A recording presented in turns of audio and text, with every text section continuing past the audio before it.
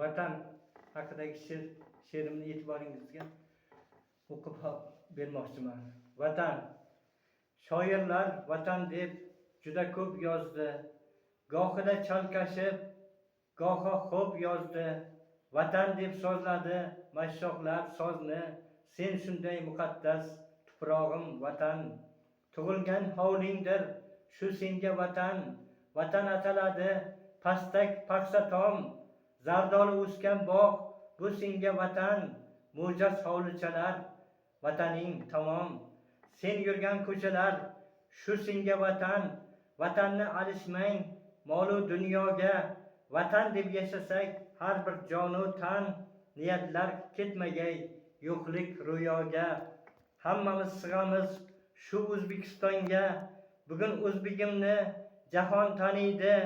Ko'chatlar ekamiz bog'u bo'stonga. O'zini tanigan vatanni deydi. Shoirlar vatan deb juda ko'p yozdi.